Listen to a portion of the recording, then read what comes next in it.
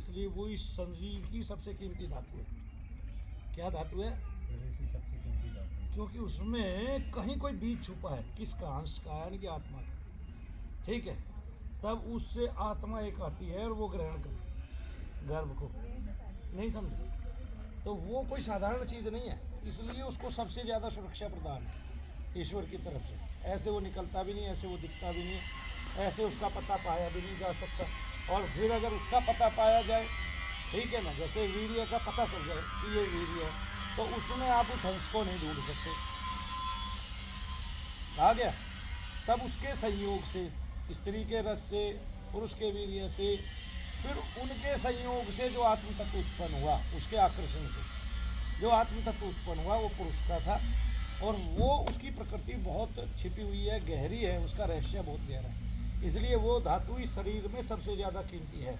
और जिसने उसको बचा के रखा है, ये समझो उसको बहुत लाभ मिलने वाला है। तो आपने देखा भी होगा, जितने ब्रह्मचारी होते हैं उनमें अटूट शक्ति हो जाती है, सोचने समझने की शक्ति अलग होती है।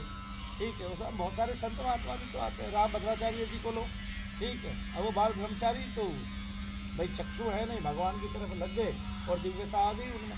ऐसे हमारे गांव में भी एक भगत है, भगत जी कहते हैं उनको, भूलन त्यागी नाम है उनका।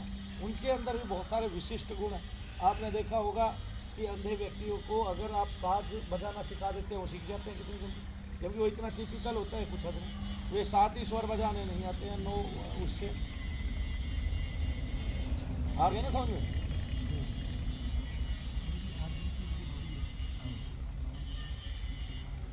अच्छा, जा रहे हो? ठीक है, खुश हो, आते रहना। फिर 3 महीने वाला हम बैच डालेंगे, क्योंकि अभी ऑनलाइन भी साधना चल रही है। 150 बच्चों की 100 पहले कर चुके हैं और 100 तकरीबन तुम्हारे में हो चुके हैं, तो यहाँ भी 100 के करीब हो गए हैं। तो ये समझो ये 300 साढ़े 300 बच्चों की अभी साधना हुई है 1 से 1.5 महीने के अंदर अंदर। तो ये हमें बढ़ानी है वो, ठीक है। तो 700-800 ही करा के मैं एक साथ ही 3 महीने बाद बड़ा प्रोग्राम करके सबको बुलाएंगे, सबके लिए भोजन की व्यवस्था होगी और सबको सम्मान दिया जाएगा और सबको अपनी बात कहने का मौका मिलेगा। सबको जो बीज आपको दिया गया है उसको कैसे प्रयोग करना है वो बताया जाएगा, और किस लिए प्रयोग करना है, उससे होगा क्या ये बताया जाएगा। एक देखो, एक प्रयोग तो सबके सामने सीधा है। अभी मैं माताओं बहनों से मिल रहा था, उनमें से एक का बच्चा गया हुआ है, वो बच्चा उसको आकाश मार्ग में दिखाई दिया जाता हुआ और हंसता हुआ, तो वो बड़ी प्रसन्न है। और उसको मैंने पहले ही ये बात बताई थी कि ऐसे आपको दिखाई देगा, ठीक है, स्वप्न में ही, तो या फिर सांप दिखाई देंगे, सर्प दिखाई देंगे। जब आप पितरों का करते हो ना, तो कहीं से भी खिंच के उनके तत्व आते हैं और आपके लिए जो है दुआएं करते हैं, क्योंकि आपने ये वाला जप किया।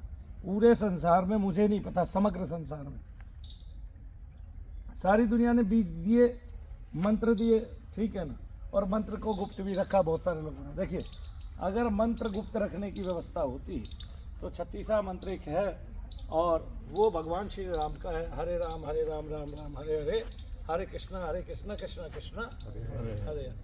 तो इस मंत्र को बोल बोल के, जप करके, कीर्तन करके क्यों करते? नहीं समझे? मंत्र तो ये भी है, तब इसको गुप्त क्यों नहीं रखा? इसका मतलब है मंत्र को गुप्त नहीं रखना चाहिए, आगे प्रदान करना। मैंने भी गुप्त कहाँ रखा, आपको प्रदान कर दिया। जिस मंत्र से मैंने आत्मदर्शन किया हो उसको मैं अपने भक्तों को ना दूं तो पापाचारी हो जाऊंगा। जिस मंत्र से सबने आत्मदर्शन किया हो मेरे कुल में, उस मंत्र को मैं ना दूं आपको तो पापाचारी हो जाऊंगा। इसलिए मंत्र तो प्रदान करना पड़ेगा, और वो एक दूसरे तक ही जाएगा। यह बात अलग है कि आप जब तक उसके योग्य ना हो जाओ तब तक किसी को अन्य को बताओ नहीं। जब तक उस मंत्र का फल नहीं पालो और विश्वास से उसकी आंख में आंख डाल के बता नहीं दो, तब तक किसी को बताना नहीं। वो एक बात अलग है। तो तब तक आपका मंत्र गुप्त है जब तक आपने उस मंत्र से कुछ नहीं उपजाया है। अगर उपजा लिया है तो फिर गुप्त कैसा है कि नहीं? तो इसलिए उपजाओ। अगर मंत्र से आपने उपजा दिया है तब श्रेष्ठ हो गए, योग्य हो गए। तो पहले उपजाना सीख लो, और वो उपजाना क्या एक दिन में हो जाएगा?